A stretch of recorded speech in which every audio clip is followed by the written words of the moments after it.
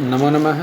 अहं डॉक्टर पवन कुमार शर्मा राजकीय कन्या महाविद्यालय झालावाड़तः भवतां सर्वेषां वाल्मीकिरामायणस्य सुन्दरकाण्डस्य पञ्चदशसर्गस्य व्याख्याने स्वागतं व्याहरामि। अस्माभिः अधुनावधि त्रिश्लोकपर्यन्तं पद्यसङ्ख्या तृतीयपर्यन्तम् अधीतमस्ति। अद्य वयं ततः अग्रे पठिष्यामः। काञ्चनोत्पलपद्माभिः वापिभिरुपशोभितां भौवासनकुथोपेतां बहुभूमिगृहायुताम्। प्रसङ्गः कः अस्ति? प्रसङ्गः अस्ति यत् हनुमान् अशोकवाटिकायाम् उपविष्टः अस्ति, तथा च अशोकवाटिका विषये वर्णनं करोति यत् अशोकवाटिका कीदृशी अस्ति।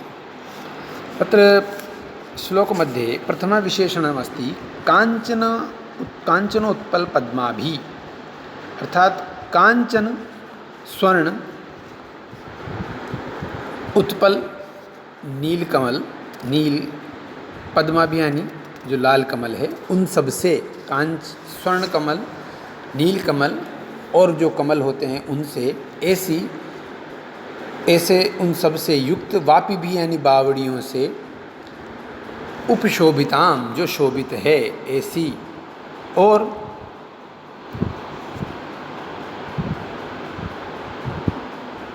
तथा बहुआसन कुथोपेताम, अनेक आसन, कुथ अर्थात जो कालीन हैं बहुमूल्य, उनसे, उपेताम यानी युक्त, और बहुभूमि गृहायुताम अर्थात अनेक जो है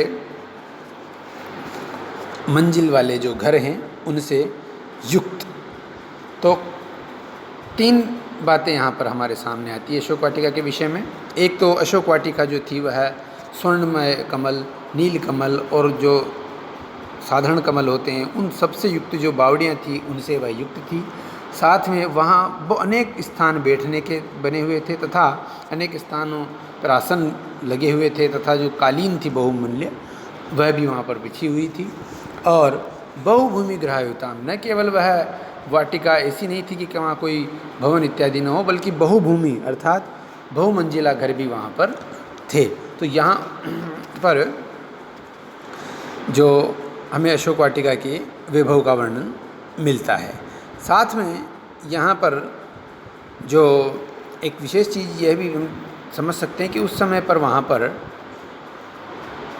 अशोक वाटिका में या रामायण काल में अनेक बहुमंजिला ग्रहों का भी प्रचलन था। ये आपका जो है श्लोक संख्या 4 का व्याख्यान हुआ। उसके बाद हम देखते हैं श्लोक संख्या 5 को। सर्वर्तु कुसुमयी रम्यां फलवद्भिश्च पादपैः पुष्पितानाम् अशोकानां श्रिया सूर्योदय प्रभाम्। सर्वर्तु कुसुमयी रम्यैः, सर्वर्तु अर्थात सभी ऋतुओं में जो खिलने वाले जो पुष्प हैं उनसे, जो सभी ऋतुओं में खिलने वाले फूलों से युक्त तथा रमणीय, फलवद भी अर्थात फल वालों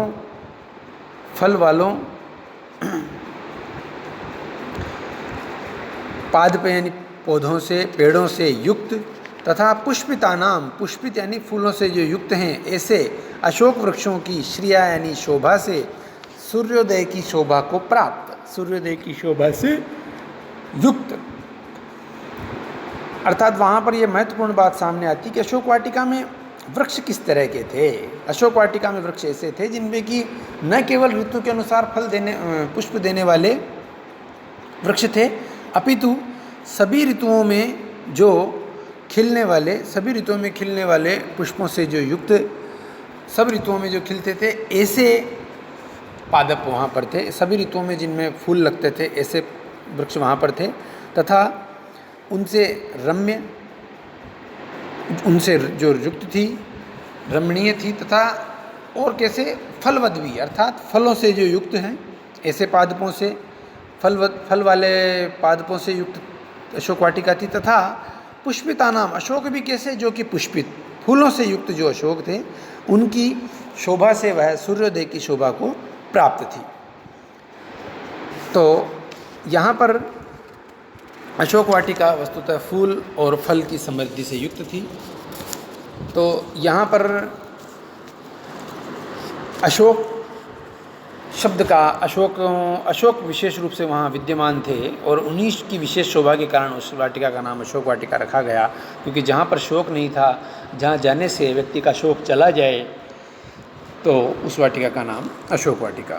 तो सूर्योदय प्रभाम यहाँ पर लुप्तोपमा अलंकार है, और जैसा कि पूर्व में मैं बताता आ रहा था, प्रत्येक पद्य में अनुष्टुप छंद है।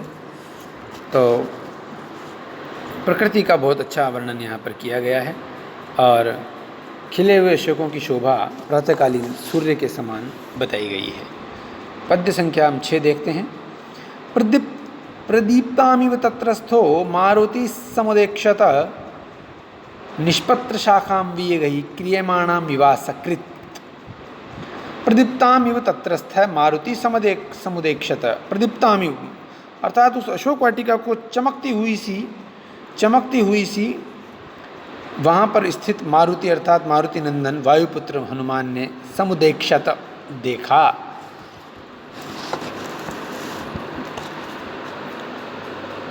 निष्पत्र शाखां वियगहि, निष्पत्र शाखां वियगहि क्रियमाणां इव सकृत। निष्पत्र अर्थात पत्तों से और शाखाओं से रहित, वियगहि यानी पक्षियों के द्वारा, क्रियमाणा यानी की जाती हुई, असकृत यानी बार बार,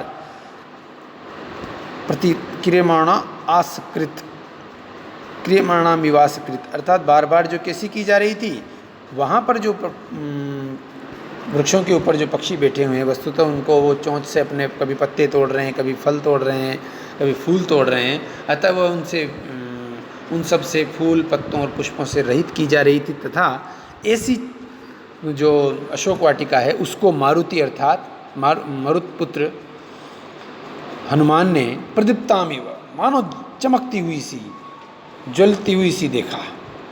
तो यहाँ पर प्रदीप्तमिव इसमें उत्प्रेक्षा अलंकार है, और पक्षियों पर भी मानव का आरोप किए जाने से मानवीयकरण भी किया गया है प्रकृति का, कि मानव वो ही तोड़ रहे हैं, बल्कि वह उनका प्राकृतिक क्रिया है एक तरह से। और क्रियमाणा में क्रि धातु से शानच प्रत्यय किया गया है। तो इस तरह से पद्य संख्या 4, 5 और 6 का व्याख्यान समाप्त होता है। और परीक्षा की दृष्टि से परीक्षा में भी हिंदी व्याख्या पूछी जाती है, इसलिए छात्रों आपको इसी तरह से जो है प्रसंग सहित पद्यों की आपको व्याख्या तैयार करनी है। इससे आगे के पद्यों का अध्ययन हम अगले वीडियो में करेंगे। बहुत बहुत धन्यवाद। जय तो भारतम, जय तो संस्कृतम।